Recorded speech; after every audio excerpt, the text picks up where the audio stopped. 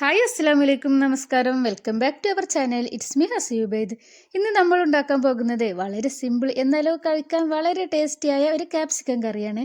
ഒരേ ടേസ്റ്റിലുള്ള കറികൾ ഉണ്ടാക്കി മടുക്കാം എങ്കിൽ നമുക്ക് നല്ല നാടൻ റെസ്റ്റോറൻറ്റ് സ്റ്റൈലിൽ ഒരു ക്യാപ്സിക്കം ഗ്രേവി ഉണ്ടാക്കിയാലോ. കുട്ടികൾക്കും വലിയവർക്കും ഒരുപോലെ ഇഷ്ടപ്പെടുന്ന ഈ ഒരു റെസിപ്പി എങ്ങനെ തയ്യാറാക്കുന്നതെന്ന് നമുക്ക് പെട്ടെന്ന് തന്നെ ഒന്ന് കണ്ടു നോക്കിയാലോ.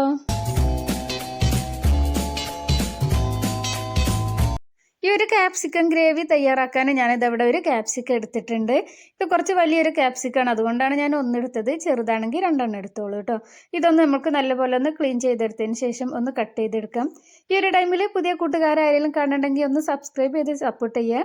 സബ്സ്ക്രൈബ് ചെയ്യുമ്പോൾ ബെല്ലൈക്കൺ ഓൾ എനേബിൾ ചെയ്താൽ ഞാനിടുന്ന എല്ലാ വീഡിയോസും എപ്പോഴൊക്കെ നോട്ടിഫിക്കേഷൻ വരും.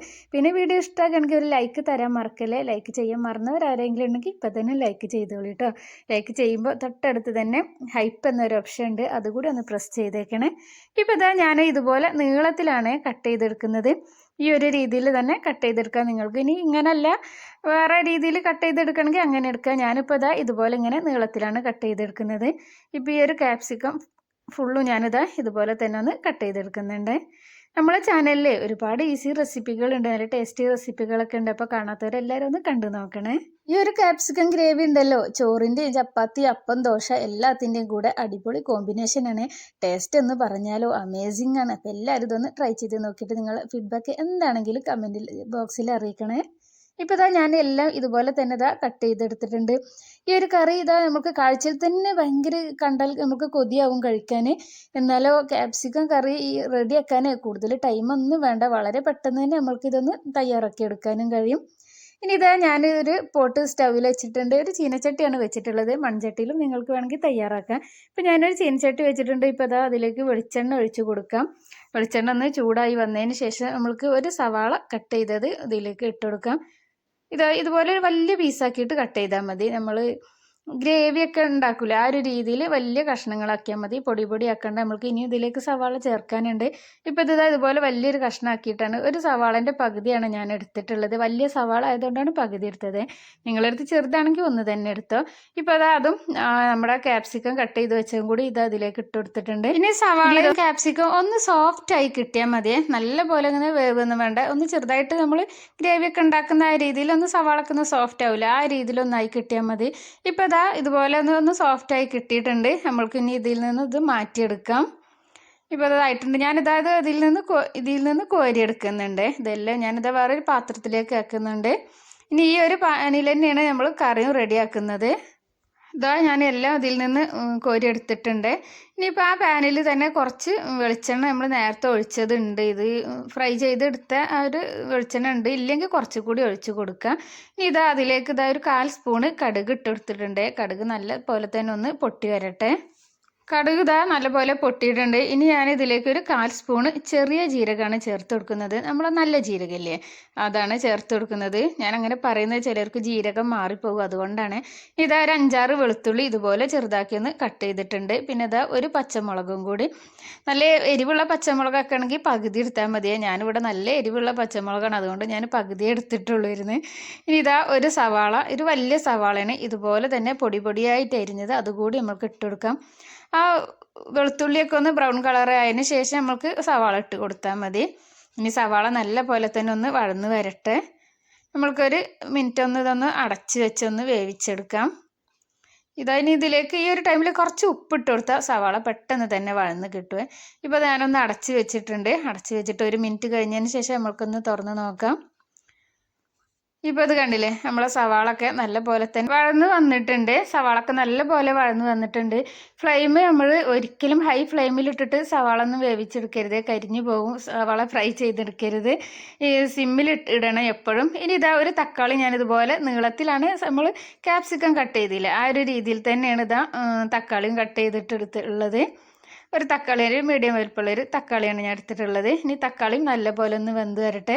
തക്കാളിയും വേവാനായിട്ട് നമ്മൾക്ക് ഇതൊന്ന് അടച്ച് വെക്കാം. ഒരു മിനിറ്റ് ഒന്ന് നമ്മൾക്ക് അടച്ച് വെക്കാം.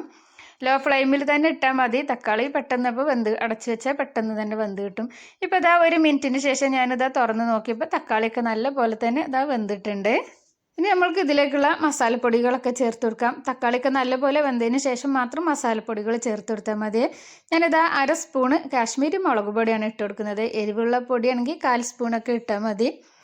പിന്നെ നമ്മൾ പച്ചമുളകും ചേർത്താണല്ലോ, പച്ചമുളക് നല്ല എരിവുള്ള പച്ചമുളകാണ് ഞാൻ ചേർത്തിട്ടുള്ളത്, അതുകൊണ്ടാണ്. ഇപ്പോൾ ഇതാ 1/4 സ്പൂണ് മഞ്ഞൾപ്പൊടി കൂടി ഇട്ട് കൊടുത്തിട്ടുണ്ട്. ഇനി ആ മസാലേൻ്റെ ഒക്കെ ഒരു പച്ച സ്മെല്ലുണ്ടല്ലോ അത് പോകോളം നമുക്കിതൊന്ന് വഴറ്റിയെടുക്കാം. ഒന്ന് നല്ലപോലെ തന്നെ ഇളക്കി കൊടുക്കണം. മസാല ഒക്കെ ഇട്ടതാണ് അടിയിൽ പിടിക്കും. ഫ്ലെയിം ലോയിൽ തന്നെ ഇട്ട് കൊടുക്കണം. ഞാൻ വീണ്ടും വീണ്ടും പറയുകയാണ്, മസാല ഒക്കെ ഇട്ട് കൊടുത്തിട്ടുണ്ടെങ്കിൽ പിന്നെ നമ്മൾ ലോ ഫ്ലെയിമിൽ തന്നെ ആക്കി കൊടുക്കണം. ഇനി ഇതേ നമ്മൾ നേരത്തെ വഴറ്റി വെച്ച ക്യാപ്സിക്കം സവാളയും കൂടി ഉണ്ടല്ലോ, അതുകൂടി ഇതാ ഇതിലേക്ക് ചേർത്ത് കൊടുക്കുന്നുണ്ട്. ഇനി നന്നായിട്ട് തന്നെ നമ്മൾക്കിതാ മിക്സ് ചെയ്ത് കൊടുക്കാം. പിന്നെ നമ്മൾ ഉപ്പ് ഇതുവരെ നമ്മൾ ചേർത്തിട്ടില്ലായിരുന്നു. സവാള വഴറ്റുന്ന ടൈമിൽ കുറച്ച് ഞാൻ ഇട്ട് കൊടുക്കാൻ പറഞ്ഞിട്ടുണ്ടായിരുന്നു, ഞാൻ ആ ഒരു ടൈമിൽ ചേർത്തിട്ടില്ലായിരുന്നു. ഇപ്പോഴാണ് ഞാൻ ഉപ്പ് ചേർത്ത് കൊടുക്കുന്നത്. ആവശ്യത്തിനുള്ള ഉപ്പ് നമ്മൾക്ക് ചേർത്ത് കൊടുക്കാം. എന്നിട്ട് നമ്മൾക്ക് ഇത് നല്ല പോലെ തന്നെ ഒന്ന് മിക്സ് ആക്കി കൊടുക്കാം. മസാല ഒക്കെ ക്യാപ്സിക്കത്തിലൊക്കെ ഒന്ന് നല്ലപോലെ തന്നെ ആ മസാല ഒക്കെ ഒന്ന് പിടിക്കുന്ന രീതിയിൽ നമ്മൾക്കൊന്ന് ഇത് നല്ലപോലെ ഒന്ന് മിക്സ് ആക്കാം. ഇപ്പോൾ തന്നെ കാണുമ്പോൾ തന്നെ ഈ ഒരു കറി ഈ ഒരു രീതിയിൽ തന്നെ നമ്മൾക്കിങ്ങനെ കഴിക്കാൻ തോന്നുന്നത്. അത്രയും തന്നെ നല്ല ഒരു അടിപൊളി കറിയാണ് ഈ ക്യാപ്സിക്കം കറി. ഇതുപോലെ ക്യാപ്സിക്കം കറി ഇതുവരെ ഉണ്ടാക്കാത്തവർ എല്ലാവരും ഒന്ന് ഉണ്ടാക്കി നോക്കണം. അപ്പോൾ ഇത് കണ്ടില്ലേ, ഇത് കാണുമ്പോൾ തന്നെ ഈ ഒരു രീതിയിൽ തന്നെ ഇത് കഴിക്കാനായിട്ട് തോന്നുന്നുണ്ട്. ഇനി അടുത്തതായിട്ട് നമ്മൾക്ക് ഇതിലേക്ക് വേണ്ടത് തൈരാണ്. കൂടുതൽ പുളിയില്ലാത്ത തൈരാണ് വേണ്ടത്. ഒരു വിസ്ക് വെച്ചിട്ട് നമ്മൾക്ക് ഇതിങ്ങനെ ഒന്ന് അടിച്ചെടുക്കാം, ഇല്ലെങ്കിൽ മിക്സിൻ്റെ ജാറിലൊന്ന് ഇട്ട് അടിച്ചെടുത്താൽ മതി. ഈ ഒരു ടൈമിൽ നമ്മൾ ഫ്ലെയിം ഓഫ് ആക്കി കൊടുക്കണം. തൈരൊക്കെ ഒഴിച്ചാൽ, അല്ലെങ്കിൽ ലോ ഫ്ലെയിമിലാക്കിയാൽ മതി. കുറച്ച് അധികം തന്നെ മല്ലിയിലയും കൂടി ഇട്ട് കൊടുക്കുക. ഇപ്പോൾ അതാ ഞാൻ കുറച്ച് മല്ലിയിലൊക്കെ ഇട്ട് കൊടുത്തിട്ടുണ്ട്. ഇപ്പോൾ ഞാൻ നല്ല ലോ ഫ്ലെയിം ആക്കിയിട്ടുണ്ട്. പിന്നെ കൂടുതൽ ഹൈ ഫ്ലെയിമിലൊന്നും ആക്കി നമ്മൾ ഇതുപോലുള്ള തൈരൊക്കെ ഒഴിച്ചിട്ടുള്ള കറികളൊക്കെ ആകുമ്പോൾ ഫ്ലെയിം ഓഫാക്കുകയാണ് നല്ലത്. ആ ഒരു ചൂടിൽ അങ്ങനെ ആയി കിട്ടിക്കോളും. ഇപ്പോൾ അത് കണ്ടില്ലേ, മാഷാ അല്ലാഹ് സൂപ്പർ ടേസ്റ്റാണ് ഈ ഒരു കറി. നമ്മുടെ ക്യാപ്സിക്കം കറി ഇപ്പോൾ ഇതാ ഏകദേശം ഇവിടെ റെഡി ആയിട്ടുണ്ട്. ഇനി ഉപ്പൊക്കെ ഒന്ന് ചെക്ക് ചെയ്യാം. ഞാനിതാ ഉപ്പൊക്കെ ഒന്ന് ചെക്ക് ചെയ്തപ്പോൾ ഇവിടെ ഉപ്പൊക്കെ കറക്റ്റായിട്ട് തന്നെ ഉണ്ടായിരുന്നു കേട്ടോ. അടിപൊളിയാണ്, സൂപ്പർ ടേസ്റ്റ് ചെയ്യുന്നു, മാഷാ അല്ലാഹ്. അപ്പോൾ എല്ലാവരും ഇതൊന്ന് ട്രൈ ചെയ്ത് നോക്കണം. ക്യാപ്സിക്കം കിട്ടിയാൽ എല്ലാവരും ഇതുപോലെ ഒന്ന് ഉണ്ടാക്കി നോക്കണേ. ഫ്ലെയിം ഓഫ് ആക്കിയിട്ട് നമ്മൾക്കിതൊരു 5 മിനിറ്റ് ഒന്ന് അടച്ച് വെക്കാം. തൈരും ക്യാപ്സിക്കം എല്ലാം കൂടി നല്ലപോലെ ഒന്ന് സെറ്റായി കിട്ടാനാണ്. ആ പുളിയൊക്കെ ഒന്ന് നമ്മളെ ക്യാപ്സിക്കത്തിലൊക്കെ ഒന്ന് പിടിക്കാനാണ് ചെയ്യുന്നത്. ഇപ്പോൾ ഇതാ ഞാൻ 5 മിനിറ്റിന് ശേഷം നോക്കിയപ്പോൾ ഇത് കണ്ടില്ലേ, മാഷാ അല്ലാഹ് നമ്മളെ കറി ഇവിടെ അടിപൊളിയായിട്ട് കിട്ടിയിട്ടുണ്ട്. എല്ലാവരും ട്രൈ ചെയ്ത് നോക്കി. ഇൻഷാ അല്ലാഹ് അടുത്ത വീഡിയോയിൽ കാണാം. അതുവരെയ്ക്കും എല്ലാവർക്കും അസ്സലാമു അലൈക്കും. Thank you. Bye bye.